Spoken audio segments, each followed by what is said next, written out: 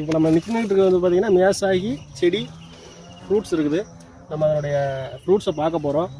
அதனுடைய டேஸ்ட்டு இன்றைக்கி பண்ணி பார்க்க போகிறோம் எப்படி இருக்குது அப்படின்னு சொல்லிட்டு ஒரு எக்ஸைட்மெண்ட்டாக தான் இருக்குது. கிட்டத்தட்ட ஒரு 2 லட்ச ரூபா சொல்லக்கூடிய பழத்தை நம்ம சாப்பிட போகிறோம் அப்படிங்கிறது. கிட்டத்தட்ட இதுதான் வந்து பார்த்திங்கன்னா ஒரு 2 இயர்ஸ் பிளான்ட், ஒரு 1.5 வருஷம் 2 வருஷம் ஆகக்கூடிய பிளான்ட்டில் மியாசாகி ஃப்ரூட் வந்துருக்குது. இதை இவ்வளோ கேரி பண்ணி வச்சுருக்காங்க, ரொம்ப சேஃபாக ரொம்ப பாதுகாப்பு பண்ணி வச்சுருக்காங்க. ஸோ ஃப்ரூட்ஸ் நம்ம பார்க்க போகிறோம்.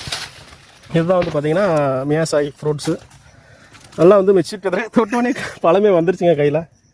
அந்தளவுக்கு வந்து பார்த்திங்கன்னா மியாசாகி நல்லா மெச்சூரிட்டி ஆகிருக்குது. நல்லா ஃப்ரூட் நல்லா ஈல்டு வந்துருக்குது. இதை டேஸ்ட் பண்ணி பார்க்க போகிறாங்க நம்ம இன்றைக்கி.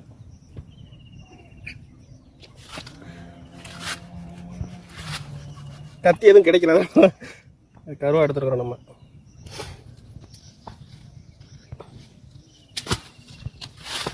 நல்லா கலர்ஃபுல்லாக இருக்குது. உண்மையிலே கிட்டத்தட்ட வந்து கேஜி 2 லட்ச ரூபா. இது ஒரு 300 கிராம் 400 கிராம் இருக்கும்.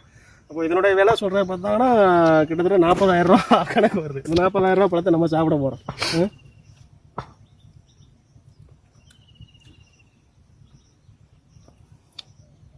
நல்லா இருக்குது டேஸ்ட்டு. பெரிய ரொம்ப எக்ஸைட்மெண்ட்டான டேஸ்ட் இல்லை, ஓரளவுக்கு வந்து நார்மல் டேஸ்ட் தான் இருக்குது. நல்லா இருக்கும் இந்த மாதிரி ஒரு மாம்பழத்தை சாப்பிட்றது. நல்லா இருக்குது, அவ்வளோ டேஸ்ட்டாக இருக்குது.